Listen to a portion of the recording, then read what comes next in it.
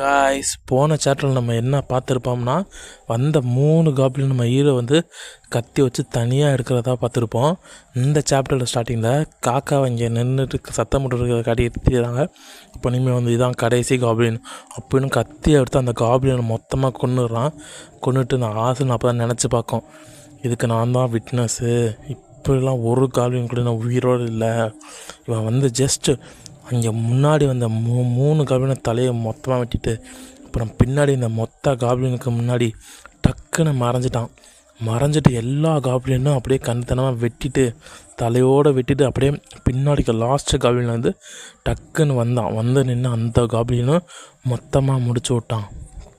இங்கே இருக்க ஒரு காப்ளின் கூட இப்போ உயிரோடு இல்லை அப்படின்னு வந்து ஆசல் வந்து நினச்சி பார்த்துருக்கான். அப்போ தான் நம்ம ஹீரோ சொல்லுவான், ஆசால் நான் இன்னும் இங்கேருந்து கிளம்பலையா, ஏன் இங்கே இன்னும் நின்றுக்கிட்டு இருக்க அப்படின்னு சொல்லுவாங்க. ஜின் என்னை மடிச்சிரு, நான் ரொம்ப பயந்துட்டேன், இதோட இன்றைக்கி முடிஞ்சிடும் அப்படின்னு நினச்சேன். எல்லாம் நம்மளுக்கு எந்த ஒரு சாரி எனக்கு கேட்க வேண்டாம், இனிமேல் அப்பாலஜி எதுவும் பண்ண வேண்டாம், சரிவா எல்லாத்தையும் தூக்கிட்டு வா, நம்ம இங்கேருந்து கிளம்புவோம் முதல்ல வீட்டுக்கு அப்படின்னு அந்த ஹீரோ சொல்லிட்டு தெரியும். அதெல்லாம் முடிச்சுட்டு 2 பேரும் கிளம்பிட்டு இருப்பான். அப்போ தான் நம்ம ஹீரோ யோசிச்சு வைப்பான், ஏதோ கொஞ்சம் ஈஸியாக இருந்துச்சு இந்த வாட்டி, ஆனால் என்னோடய வாழ்க்கையில் இது மாதிரி ரொம்ப ஈஸியாலாம் இருக்காது, எனக்கு நல்லா தெரியும். அது வந்து ஆனால் அந்த சின்ன கொஞ்சம் காப்ளின்ஸை நான் கொன்னதுக்கே என்னோடய மசில்ஸ் ரொம்ப வலிக்க ஆரம்பிச்சிருச்சு. நான் இன்னும் அதிகமாக ட்ரெயின் பண்ணணும், என்னோடய பாடி இன்னும் ஃபுல்லாக டெவலப் பண்ணணும் அப்படின்னு அந்த வந்து சொல்லிட்டு தெரியும். அப்போ ஆசையில் வந்து கேட்கும், ஜின் நம்ம இது பண்ணிட்டு இருக்கும்போது அங்கே ஒரு சவுண்டு வந்துச்சு, அது இன்னொன்று அது என்னன்னு தெரியுமா அப்படின்னு வந்து ஜின்னை பற்றி கேட்டுருக்கோம்.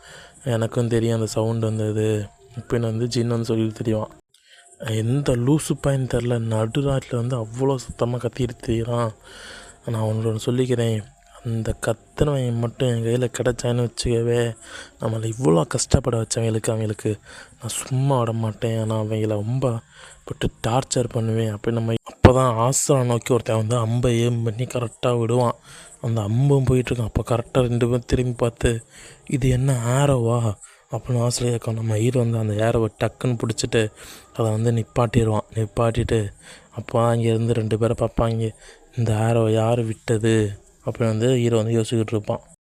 அப்போ நம்ம ஹீரோ வந்து பார்ப்பான் அந்த 2 பேரை, இவங்க தான் அந்த ஆரோவை விட்டாங்களா, இவங்க தான் அந்த சத்தம் போட்டாங்களா அப்படின்னு நினச்சிட்டு அந்த இதை வந்து உடைப்பான். அந்த ஆரோவை வந்து உடச்சிட்டு சரி அப்போ தான் அவங்க 2 வந்து பக்கத்தில் வந்து சொல்லுவாங்க, நாங்கள் அதை பார்க்கல, ஜஸ்ட்டு நாங்கள் வந்து தூரத்தில் ஒன்று ஏதோ ஒன்று அசையுதுன்னு பார்த்தோம், அதை மான்சை தான் நினச்சி நாங்கள் அம்பை விட்டோம், எங்களை மன்னிச்சிடுங்க, நீங்கள் 2 பேரும் தெரியாது அப்படின்னு வந்து அவங்க 2 பேரும் வந்து சொல்லிட்டு தெரிவாங்க, நாங்கள் பீப்புள்ஸ் 2 அட்டாக் பண்ணல, எங்களால் தெரியாமல் அட்டாக் பண்ணிட்டோம், இது ஜஸ்ட் ஆக்சிடெண்ட் அப்படி 2 பேரும் சொல்லி தருவாங்க.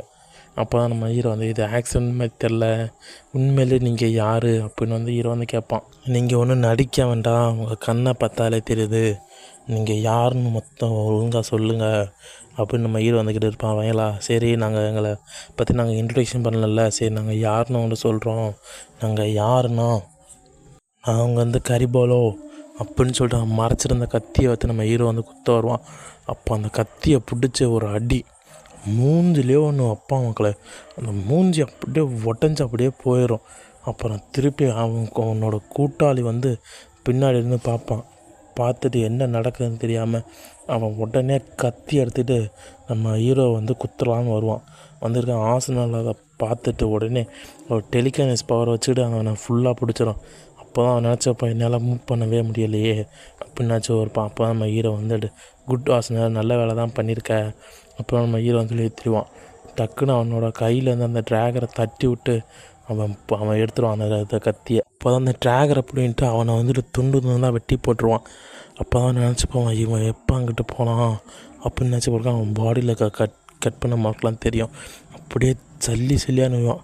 அதை பார்த்து ஆசிரியர்கள் அப்படியே இது இப்போ இதாயிரும் பயந்துடும், அப்படியே வந்துக்கிட்டு இதெல்லாம் தப்பு அப்படின்னு சொல்லிட்டு அந்த சொல்லிட்டு தெரியும். அப்போ இவன் எல்லாம் யாருன்னு உனக்கு தெரியுமா, இந்த குரூப்ஸ்லாம் இந்த எம்பேர்லேயே ரொம்ப மோசமான குரூப்ஸு, காசுக்காண்டி எதையும் பண்ணுவாங்க, அந்த ஹியூமன் டிராஃபிக்கிங் பண்ணி தெரிவாங்க, ஆளுகளை பிடிச்சி ஸ்லேவாக கொண்டு விற்பாங்க, இவங்க அந்த மாதிரி குரூப் தான், அதனால் இவங்களை கொன்னாலும் எந்த ஒரு பிரச்சனையுமே இல்லை அப்படின்னு அந்த அடிச்சு போகிற ஒருத்தவங்க அப்படியே வாய்த்திலே குத்து ஒவ்வொரு உன்னோட ஆர்கன்ஸ் எல்லாம் உன்னை கொஞ்சம் கொஞ்சமாக வெட்டுறேன். நீ செஞ்ச தப்புக்கு தான் உனக்கு பனிஷ்மெண்ட். உனக்கு இந்த நைட்டே இன்னையோட உனக்கு சாவு உனக்கு உறுதி அப்போ நம்ம ஹீரோன்னு சொல்லி தெரியும். இப்போ ஆர்சனல் அந்த பேக்கை தூக்கிட்டு வா, அந்த பேக்கையும் கொண்டு போவோம் அப்படின்னு அந்த ஹீரோ சொல்லுவோம். அப்போ அந்த திடீர்னு அந்த பேக் வந்து ரொம்ப குதிச்சுக்கிட்டே தெரியும். இங்கே என்ன நடக்குது அப்படின்னு அந்த ஹீரோ வந்து கேட்பான். இப்போ ஆர்சனல் அது ஏதோ ஒரு அனிமலாக இருக்கும், அனிமலை தான் இங்கே பிடிச்சிட்டு வந்திருக்காங்க அப்படின்னு வந்து ஆர்சனல் வந்து சொல்லி தெரியும். ஆமாம் இருக்கலாம், இங்கே ஏதோ அனிமலை தான் பிடிச்சிட்டு வந்திருப்பாங்க அப்படின்னு சொல்லிட்டு அந்த பேக்கை திறந்து பார்த்தா அதுக்குள்ள வந்து சல்லுன்னு ஒரு வந்து ப்ளூ கலர் வந்து ஒரு பறவை வந்து நிற்கிது. காய்ஸ் இதோடு இந்த சாப்டர் முடிஞ்சிச்சு. நான் வந்து அடுத்த வாரத்தில் தான் ரெண்டு சாப்டராக நான் கவர் பண்ண போகிறேன். இந்த வாரம் எனக்கு நம்மளுக்கு கொஞ்சம் பிரச்சனையாக இருக்குது. அதனால் என்னால் ஒவ்வொரு சாப்டராக தான் இந்த வாரம் போட முடியும். அடுத்த வாரத்துலேருந்து இந்த ரெண்டு சாப்டராக நான் மொத்தமாக கவர் பண்ணி போட்டுறேன். இதில் மொத்தமாகவே 100 சாப்டர் தான், 110 சாப்டர் தான் மொத்தமாக இப்போதைக்கு ரிலீஸ் ஆகிருக்கு. அது மொத்தத்தையும் நான் வந்து ஒரு 1.5 மாதத்துக்குள்ளே நான் வந்து முடிக்க பார்க்குறேன் மக்கள், ஓகேவா?